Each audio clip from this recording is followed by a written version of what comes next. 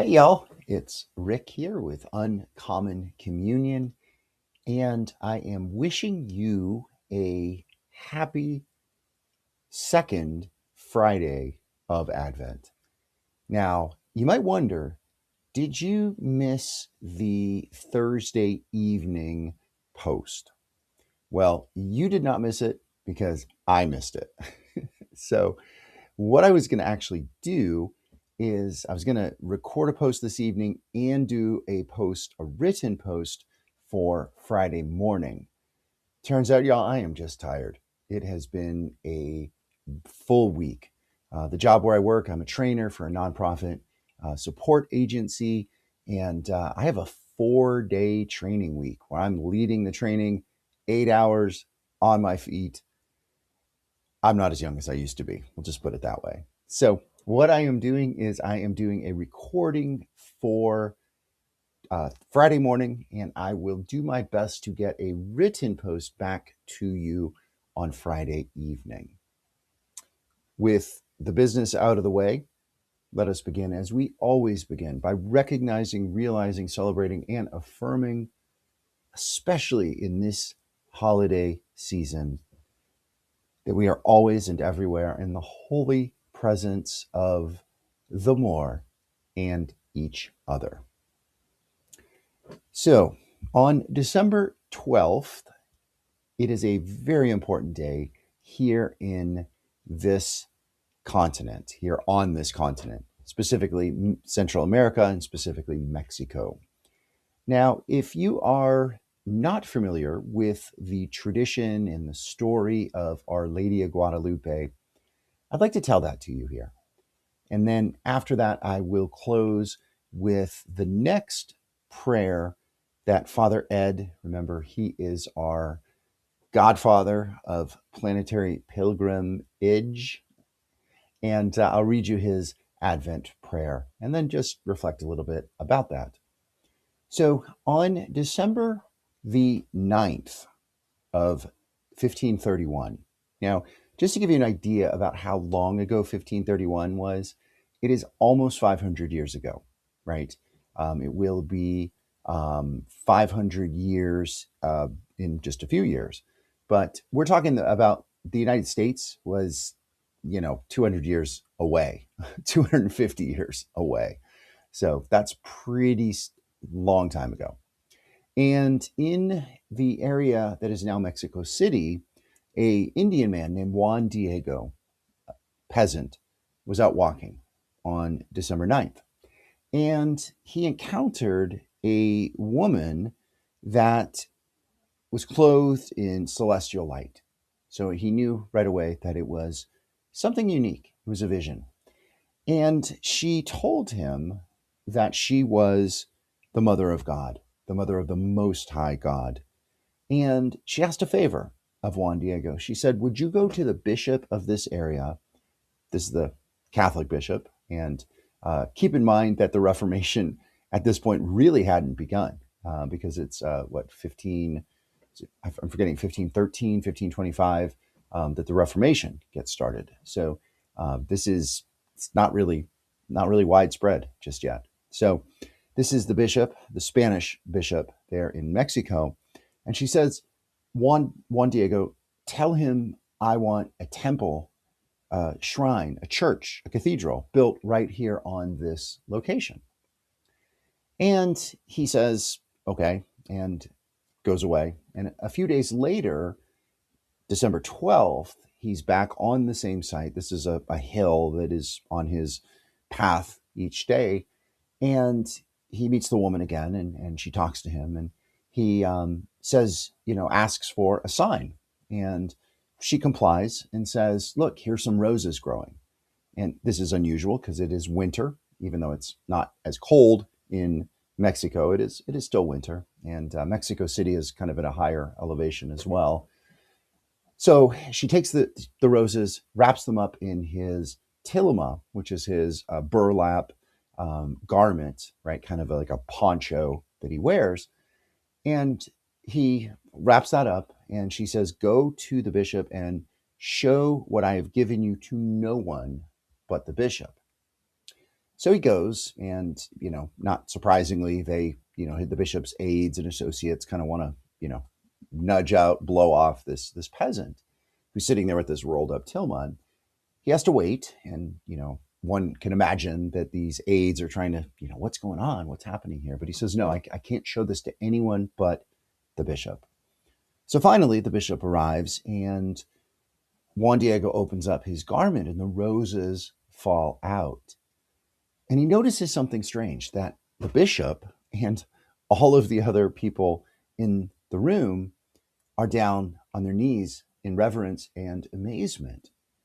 And he is doesn't know what to say. He doesn't know what this is. And then he looks, and he sees on this garment is that beautiful image of the Mary, Mother of God, which we today call Our Lady of Guadalupe.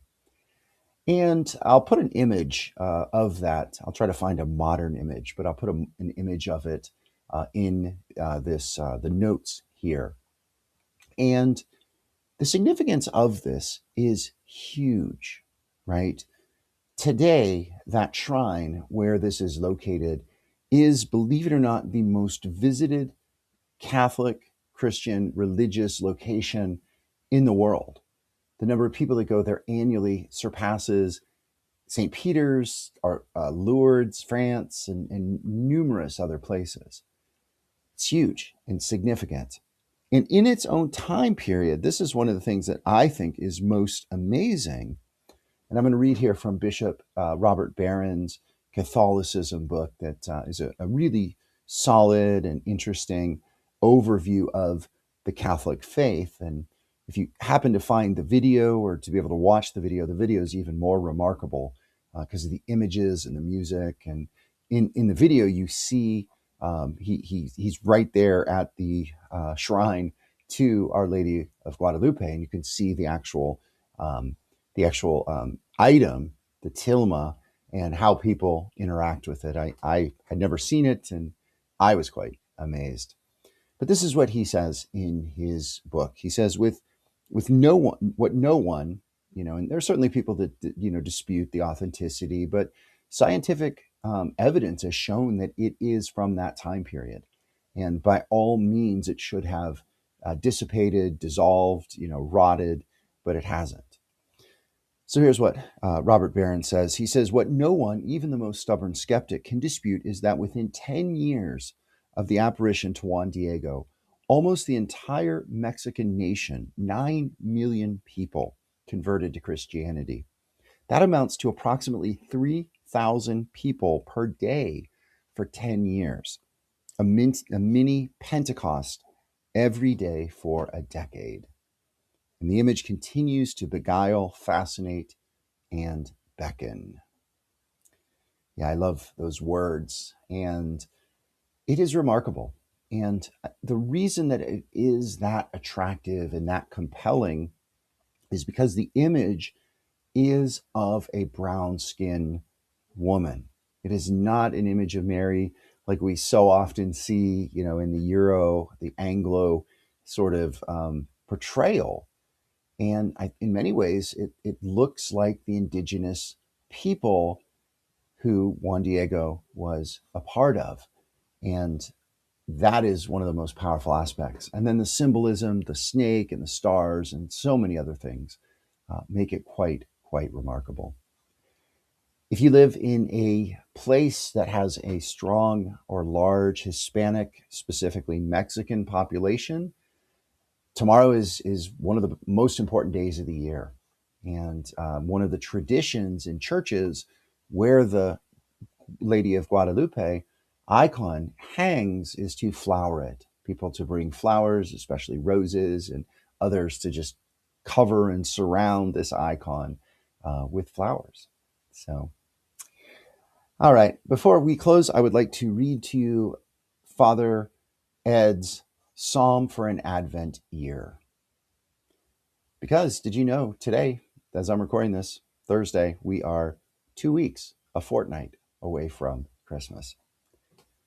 With prayerful pleas and Advent songs of longing, I await the birth of God's anointed one. Come, O gift of heaven's harmony, and attune my third ear, the ear of my heart, so that I may hear, just as Mary, faithful woman of Israel, heard. O God, the time is short. These days are too few as I prepare for the feast of the birth of Mary's Son. Busy days crowded to the brim with long lists of gifts to buy and things that must be done. Show to me, also your highly favored child, how to guard my heart from noise and hurry's whirl, so that I might hear your voice, calling my heart to create an empty space that might be pregnant with heaven's fire. Quiet me within, clothe my body in peacefulness, that your word once again may take flesh, this time within me, as once it did in Holy Mary, long Advent days ago. Yeah, so if you're feeling the hustle and bustle, you're feeling the stress of current events this year, I think that's a good prayer. To pray, to slow down, to listen, to look, to watch, to pray, to serve, to give, to love, all of those this year and always. Because as we do that, as we do those actions, we recognize that God is near, and we gain the strength and we gain the uh, courage to be God for others, to be Christ for others, which is ultimately what we are called to do as followers on the way of Christ. So, like I said, I'm not going to do a written post for tomorrow morning. This will take the place of that. I will put in the notes the reflection from Father Ed for Friday. I imagine that when you're reading my reflections, that may be perhaps the most useful and interesting part of them. So I don't want you to miss that. But grateful as always that you are here. Blessing and good. Be bold, be gentle, hold fast. Thank you.